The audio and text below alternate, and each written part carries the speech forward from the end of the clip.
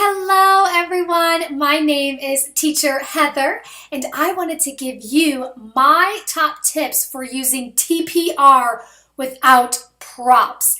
Because let's face it, sometimes we just don't have the prop accessible or we are on standby and maybe don't have the prop handy. So I'm going to give you a couple examples, and the biggest thing is to think outside the box and think about things that maybe it's not necessarily the prop, but something that pertains to the prop. So let's just say today I taught, it's a box. If you don't have a box, you can have your students draw a box. Super easy. All right, box.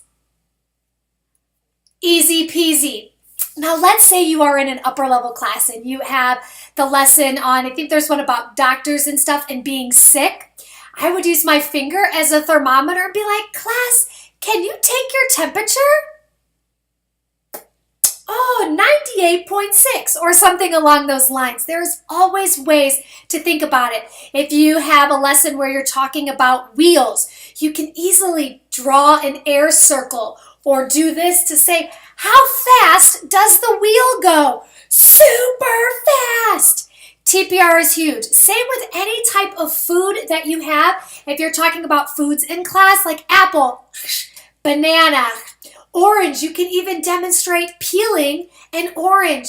Super easy things like that. Say you have one, I had a lesson, I believe it was on stairs, and I usually always have my dry erase stack next to me so I can easily draw. But if you can't, draw steps, or you can use your hand and be like, all right, class, let's go up the stairs. Super easy, and it's a great way to get your students involved and get them excited, because let's face it, sometimes they do get bored just repeating the words, and TPR really helps bring your classroom to life. So let's say you have something about juice or coffee or anything with drinking.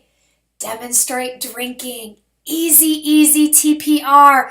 If you are talking about any color, most of us have backgrounds. Find something on your backdrop that has a color too, like the monkey. My monkey is blue. Sorry, this is my bad hand. I'd be like blue, or my ears have blue. Or if you have a color and you notice one of your students has a color that you're discussing, bring them up on stage and be like, Alice, I see you're wearing blue. I love it. Easy TPR. So my biggest tip is when you come into these classes and you see something very scary like construction worker. How can I demonstrate construction worker? Take your hand, pretend this hand is a hammer. Class, can you show me how a construction worker hammers? Very easy TPR. Be silly, be fun, have crazy facial expressions. As you can tell with just this video, my eyebrows are always going crazy. That is huge. And usually in the lower levels, those TPR, like the words are really easy to do. And let's say you're just talking about a letter and you don't have flashcards. We have those great letters that pop up where we air trace them.